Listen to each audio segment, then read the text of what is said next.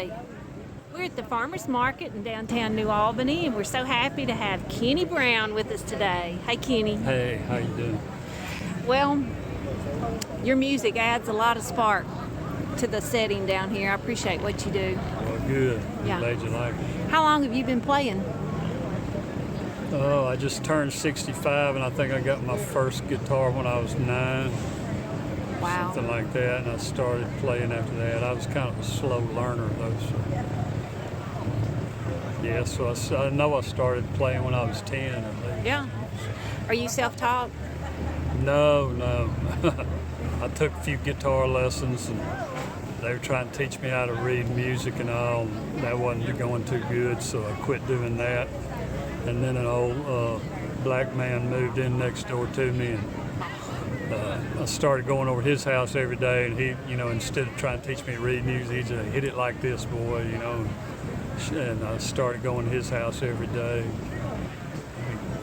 We became best friends, and That's awesome.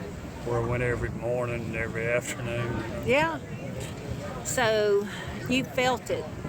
Yeah, You couldn't read it, but you could feel it. Yeah. It's awesome. Yeah, that's the only way I played, by feeling. Yeah. And I had a lot of people show me a lot of stuff. So you've been playing since you were 10. When did you start playing professionally? Oh, I guess all along, from the time I was in my 20s, to till now, but it was kind of slow. I did construction work for years, play on the weekends, or a lot of times it, wasn't to make any money. It was just because I loved it so much. Yeah. And then in the 90s, I got to where I could make a living doing it. So you do this full time? Well, I guess you could call it full time. That's what I do for money. Yeah, it's good. So, did someone give you the guitar when you were 9? No, actually, the first one that I got back when I was a kid, you get comic books, and on the back of these comic books, you could order seeds like flower seeds and garden seeds. Uh-huh. And if you sold so many seeds, you get different prizes. So my brother and I ordered seeds, and we got on our bicycles. We lived in Nesbitt, Mississippi. Yeah. And we rode all around the community selling seeds. And I think my brother got a BB gun, and I got a guitar. It was a little plastic guitar, but it would tune up, and it came with a little book and stuff. And that's when you started? That's when I started trying to learn to play. That's awesome. A little later, my mom bought me a guitar similar to the one I'm playing today. What is that? It's beautiful. That's an old Gill from 1955. Wow. And the one that my mom bought me was just like that without electricity. But it wasn't a Gill, it was a K, I think. So, you kind of a sentimental guy? Oh, yeah. Yeah, for sure. Well, so, do you play so many times a week, or? No, not really. A week ago, 2 weeks ago, I went to France, spent a week there, played with a French band, and did a solo show. Wow. Then I came back, and then Friday I left and drove up to Pennsylvania, played a show there, and came back Monday, and then I'm down here, and then I play in Memphis Saturday night. Where do you play in Memphis? Playing at Blues on the Bluff for Weevil Radio. There's the Ornamental Metal Museum. Yeah. Right there on the river. Very cool. Bluff, yeah. And I go to New Orleans, and sometimes places like Detroit or Minneapolis or different places. So, Clarksdale a lot. Do people contact you through social media, or do you have a agent? Well, my wife does my booking, and she mostly just answers the phone, and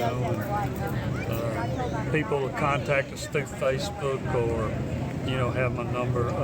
I'm on the artist roster with the Arts Commission here in Mississippi, and get contacted that way, I do things in schools sometime, go and talk to the kids and show them, about playing and stuff. Could you imagine this life when you were 9 years old? No, no, I never thought I'd ever make a living doing it. Isn't that something? Because when I was playing blues, back when I was 15, 16, nobody wanted to hear that. Yeah. Everybody was into the Beatles and the Rolling Stones and all that stuff. Which actually one of the songs I played earlier, the Rolling Stones recorded. It was written by Mississippi Fred McDowell. And, so, those people over there were in the blues more than the people here, I think, But then, in the 60s, there were some blues festival kind of blues revivals going on. And then in the 70s, I don't know what they were doing in the 70s, what music, but, and then, the country music was popular for, disco. Disco was in the 70s. Couldn't get a gig, Yeah. I played out in juke joints, out in the country, with That's so cool, with though. black people, but You were he wasn't accepted. making any money, hardly. It usually cost me some money to go do it, It might make $10 or something. Yeah, by the if time. you were lucky. Yeah. But what you learned was worth so much more. Oh yeah. Playing with those I mean, people.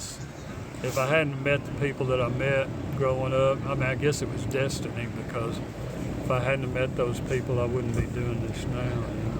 And now it's the place to be, the thing to do. Like Joe Calicut just moved in next door to me. Closer than the dollar store there to my house.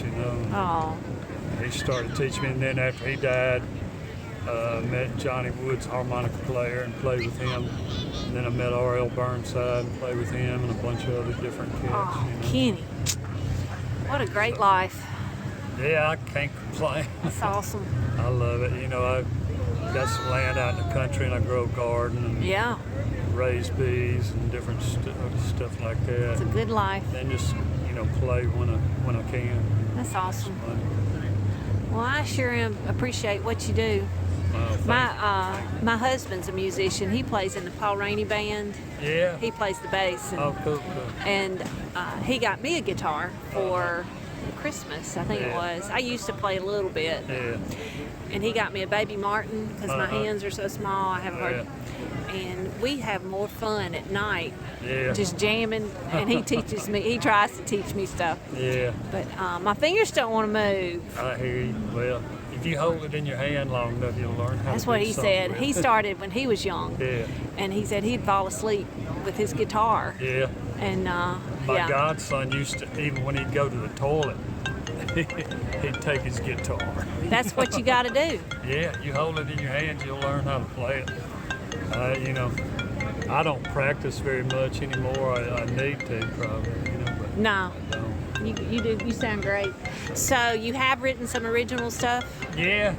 I think I wrote every song I wrote in like a 2-week period. I just got up every morning, and that's what I did, was worked on writing songs. The first week didn't do much, and then the second week, I think at the end of the week, I had 10 songs written. But it's kind of like I read somewhere one time that Elvis never did write any songs because there were so many good songs, and there are, so many songs. Yeah. Well, and then Even you the ones I put wrote, I your very seldom even play them. yeah. Well, you put your own spin on other people's. Yeah. Well, Mary Jennifer and I went to hear Charlie Musselwhite and Ben Harper. Yeah. Where were they at? We were in New York Oh, yeah. in some little bitty venue. It was Yeah, fabulous. The only down part was we had to stand up the whole time. Yeah. But he was fabulous. I bet they were. I met both of them. I mean, Charlie I've met several times, and Ben, we did a show with him once back years ago. He seems like a really genuinely nice He was a young real man. nice guy. I've heard some different stories about, but I think it was the girl he was with that gave him some trouble or something once. Probably. It's always a woman. That's how you get your best songs, isn't it? Well, I sure do appreciate you, and we always look forward to you being here. And Thank you.